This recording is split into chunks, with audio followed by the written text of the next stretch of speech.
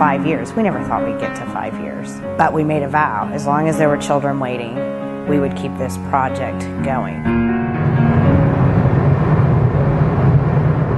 This is my 5th year of shooting for the Heart Gallery. I've been all over the state, out towards Tyler, Houston. My furthest west was Levelland, Texas, which is just east of Lubbock. I think that was 7 hours from here. Today we're going to Elmont, Texas, which is just north of Waco, and we're going to take a picture of a couple of kids in foster care who are staying with a foster family up there.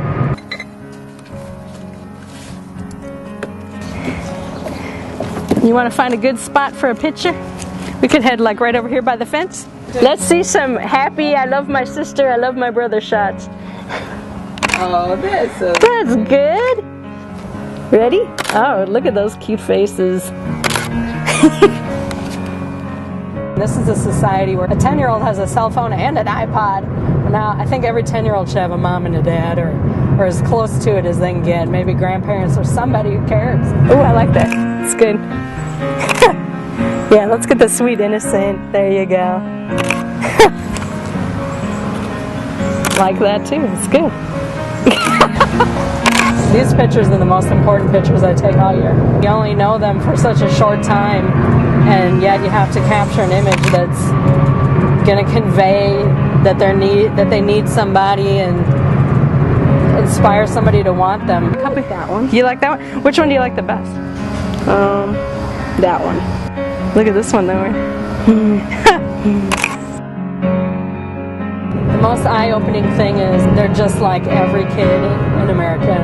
There's nothing different about them. I mean, they have hopes and dreams, and they just had a bad run of luck in the beginning with either irresponsible or maybe addicted parents, and have since, now they're part of a system that they really can't control, and they're really at the mercy of society to get them out of that situation. The Heart Gallery in Central Texas has two main parts. It's the traveling exhibit that unveils here in Austin, and it travels around Central Texas for 8 months.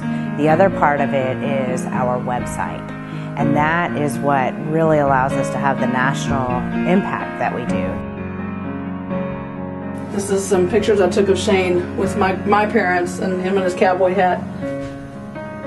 This picture is about when I went and we took a picture of me with the cowboy hat on and everything. That's how we found our son, by me surfing the internet one day. We found our son who will be with us forever and ever. Oh, Mom. What? I think the Heart Gallery makes a huge difference in these kids' lives because it takes them off of paper and makes them a person. Come on, Shane, go! A lot of the kids in the Heart Gallery are the kids that are harder to adopt. And I think without the Heart Gallery, a lot of them probably wouldn't have a chance. The pictures just turn them back into kids.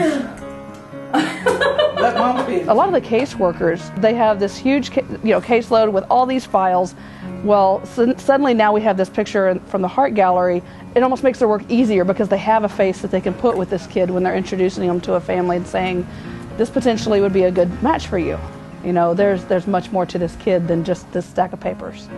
And that's what the Heart Gallery does, is it pulls them out of that folder. We've had a tremendous success rate. We can, count off a little bit over 60% of them are getting adopted, which is just wonderful. In year 2, our phone calls within the first 2 weeks went up to about 1,000. The flip side of that coin is that we have about 40%, if it's 60%, 40% of the kids that are still waiting. So when we saw that picture of her, it was just like, and then someone says, you can't just fall in love with a picture. I said, yes, you can. I'm Kristen, Mom. I'm Chase. I'm Naya. I'm Bracken. And I'm Shannon. And we're the Hoyts.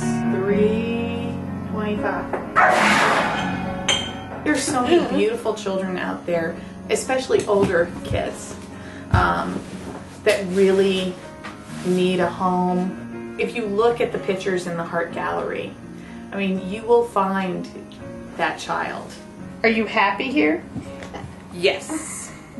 That's how we got Shannon. We looked at the picture and at the age, and we were like, wait a minute, it's a girl who's 2 years younger than Bracken.